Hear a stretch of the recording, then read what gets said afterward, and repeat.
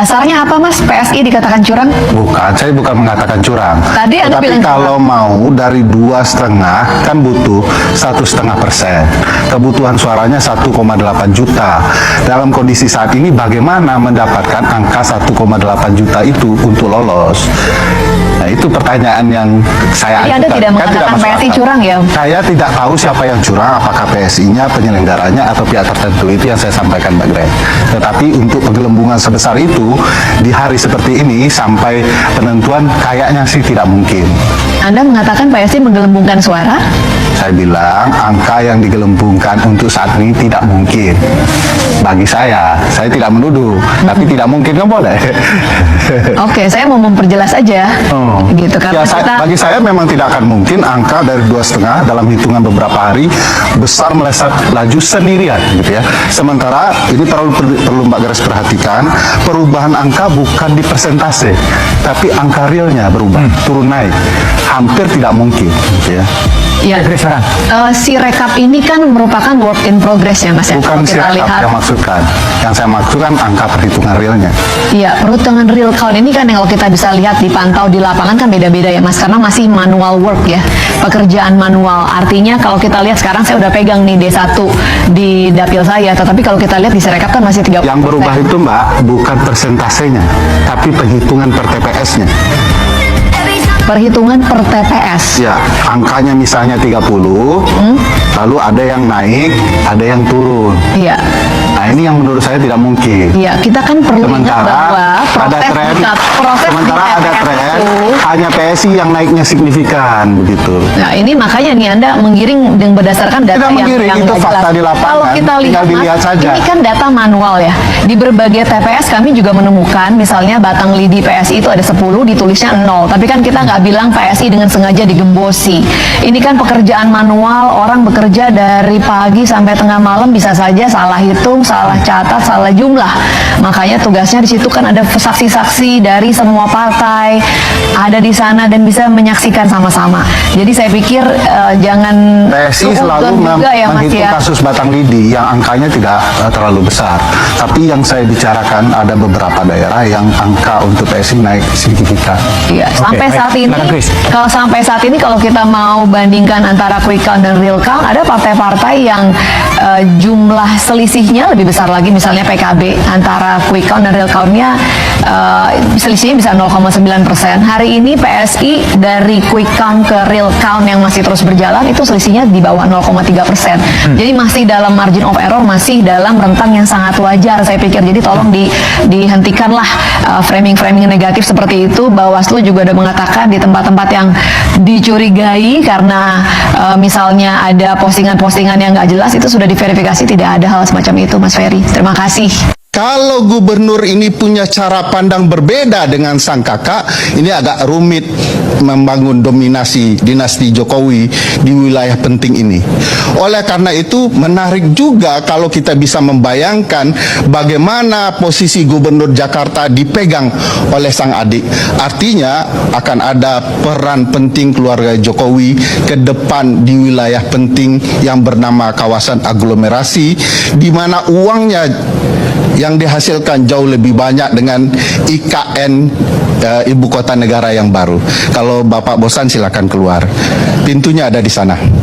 Bukan masalahnya. Jadi saya nggak nonton dia nggak dikomentari setiap kalimat dari pembicara. Terima kasih penilaiannya. Dan bagi saya ini pelanggaran konstitusional yang begitu nampak jelas di kita. Ini peristiwa berulang untuk menumbuhkan satu keluarga saja. Dan bagi saya ya pelanggaran konstitusi. Selamat datang di channel ini teman-teman, kembali lagi bersama saya di channel ini bersama Arahnet TV. Teman-teman, dimana tadi kita telah menyaksikan dan telah melihat cuplikan video yang sangat begitu menarik. Jadi teman-teman, di sini kita teruskan melalui pendapat-pendapat dan isi hati dari para netizen tentang cuplikan video ini. Ya, teman-teman semua, di sini disampaikan akan hancur sendirinya atas perbuatan PSI sekarang jadi partai katak. Lanjut di sini teman-teman, kayaknya sih PSI nggak usah dibahas lagi, rasanya sudah selesai setelah selesainya Jokowi. PSI binasa, hancur luluh sesuai hukum Allah sejalan lengsernya pengkhianat partai yang serakah. Kasihan PSI dulu, partai yang konsisten, pilihan rakyat ke depan gembos. Kemudian teman-teman, Grace pinter ngomong berkelit tapi penuh kebohongan, bikin pusing dengarnya. Gibran jadi wapres dan Kaesang bisa jadi ketum partai dalam waktu 2 hari saja, bukan karena mereka anak Jokowi tapi mereka anak penguasa yang menyalahgunakan kekuasaannya. Keluarga Jokowi adalah keluarga kere, munggabale yang tak tahu diri dan menjijikan. Nazubillah min zalik.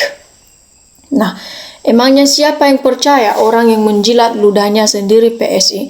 Kalau seandainya si Mulyono tidak memaksakan anaknya menjadi wakil dan tidak ikut cawe-cawe, mungkin masyarakat tidak seribut ini. Ya, tenggelamkan partai yang tidak bermanfaat bagi rakyat Indonesia, bikin kacau dan gaduh.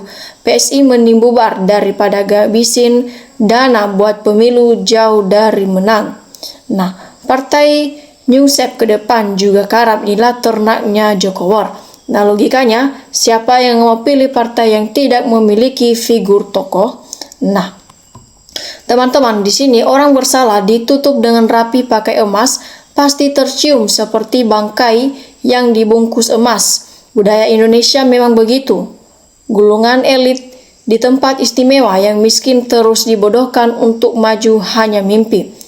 PSI dari kelompok dinasti, semoga pemilu berikutnya tidak ada seorang pun yang memilihnya. Nah, Grace PSI iklim lucu, makanya Nyungsep PSI menang BPJS gratis, mikir otak, bayar aja BPJS banyak hutang apalagi gratis bangkrut. Nah, teman-teman, kemudian di sini jangan kaget yang namanya pengkhianat sukanya untuk kepentingan sendiri, ya. Jadi dari dulu PSI ini nggak pernah ada gunanya bagi masyarakat Indonesia. Lanjut di sini teman-teman, saya kepintaran seseorang dipakai buat manipulasi kebohongan. Buat apa kuliah mahal-mahal kalau hanya buat menipu rakyat saja? Tidak ada perbuatan yang salah beruntung. Nah, teman-teman, selanjutnya di sini PSI Focuset saja dompleng Pak Jokowi dijadikan ketum dan menangkan pemilu. Teman-teman, selanjutnya di sini disampaikan GM tolong realistik saja, nggak perlu emosi tapi berdasarkan data dan fakta. Tapi PSI tetap mengandalkan Jokowi dan keluarga, lebih baik lupakan saja. Eksistensi negatif sudah mulai berkembang, tidak terkendali dengan resistansi negatif meningkat. Nah, teman-teman, ada satu perempuan lagi dari PSI. Kalau sudah bunyi nyerocos sama yang ini juga emosi mulu. Jangan mengharapkan perempuan macam dia jadi pemimpin negara, mau jadi apa. Nah, lanjut lagi di sini teman-teman. Grace apa yang paham yang angka-angka yang disampaikan oleh Bapak Ferry Amsari? Iya, betul, dulu saya salut sama PSI, partai yang jujur. Ternyata setelah datang kroni Jokowi dan putranya, saya jijik sama PSI ini.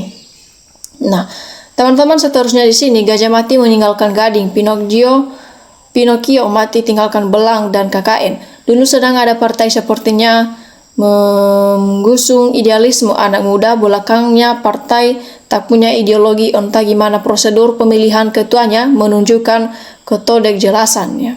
Selanjutnya teman-teman, PSI usut dananya dari mana, pasti uang negara yang dikorupsi. Mudah-mudahan Bapak Ferry Amsari sekeluarga sehat-sehat selalu. Enggak mau ngaku curang, ketuanya saja belum mau berantas korupsi, nyatakan kok jerum makan jeruk. Selanjutnya di sini teman-teman disampaikan, karena pala ataupun hukum alam pasti berlaku, cepat atau lambat pasti terjadi. Siapa yang berbuat baik pasti hasilnya baik pula, dan siapa yang berbuat buruk akan pasti hasilnya buruk pula. Tinggal kita tunggu saja dengan seiringnya berjalan waktu.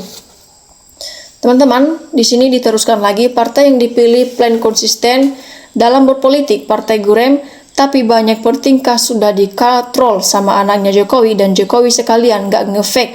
Apa tetap Partai Gurem yang pingin menjadi gajah? Nah, selanjutnya di sini teman-teman, agak ngeri pilih PSI. Kenapa? Warteg bisa hilang makanannya 5. Ngaku satu kader PSI itu viral waktu makan di warung, ya. Nah, sekedar saran ya, bahwa hukum undang-undang negara itu tidak ada yang harga mati. Aturan Tuhan aja dilanggar, apalagi hukum yang dibikin manusia. Bisa dirubah, hehe Mulyono udah nyungsep di alut. Lanjut lagi di sini teman-teman, diteruskan PSI partai apaan tuh, orang baru masuk kader jadi ketum, mikir partai kok cuma biasanya nebeng anak penguasa ya. Nah, selanjutnya lagi di sini teman-teman diteruskan, maklumi saja partai masih hijau, belum tahu mana kanan mana kiri, sombong grace-grace apa karena dekat dengan penguasa. Nah, karena kalau kebohongan terbongkar, PSI marah, jadi selama ini bilang itu ya, berarti membohongi publik. Jadi yang menunjukkan kebohongan berarti Gusti Allah apa nggak malu bohongin rakyat ya. Nah, di mana ketua PSI Kaesang kok tidak ada beritanya setelah Mulyono leser hilang di telan bumi. Nah, selanjutnya lagi di sini teman-teman, PSI itu gila kekuasaan, gila jabatan, nggak nyadar bahwa itu semua adalah akibat bukan penyebab. Tentu baik buruk orang yang berkuasa yang didasari oleh kemunafikan di awalnya, mereka akan kena tampar oleh perbuatannya di akhir kekuasaannya. PSI tidak sampai pemikirannya ke arah seperti itu. Aji mumpung mereka pakai salam ke laut saja buat PSI atau Partai Sensasi Indonesia. Nah, jujur karena dia sudah terpojok memperjelas tapi dengan cara menekan alasannya ya. Kemudian teman-teman di sini awal berdirinya PSI ya. Saya dan banyak teman-teman sempat melihat dan menganggap ini partai harapan anak-anak muda yang berintegritas dan punya idealisme tinggi ya. Saya sempat mendaftar dan punya KTA PSI yang ditandatangani Grace Nathalie. Dulu saya termasuk garis keras membela PSI melawan PDIP. Ketika Kaesang sang pisang anak Mulyono diangkat jadi ketua umum, langsung bikin mual deh. Rasanya Grace DKK berbakat jadi petugas pegadaian di pinggir jalan. Sejak itu saya berharap ya partai ini syukurlah nyungsep dan tidak lolos ke Senayan. Syukurlah doa dan harapan kami terkabul. Nah, teman-teman, bukan menghina tetapi modal ngotot itu sepertinya penting dalam sebuah politik. Selanjutnya di sini teman-teman, percuma ngomong PSI partai gurem. Yang sok pinter Grace, sadarlah omonganmu itu hanya untuk bela junjunganmu. Kalau ada yang mau nanya harum masiku, bisa langsung tanya ke Jokowi karena ada berita katanya uangnya masuk ke Kaesang. Nah, oke teman-teman, demikian saja iklan video kali ini. NKRI harga mati, salam akal waras.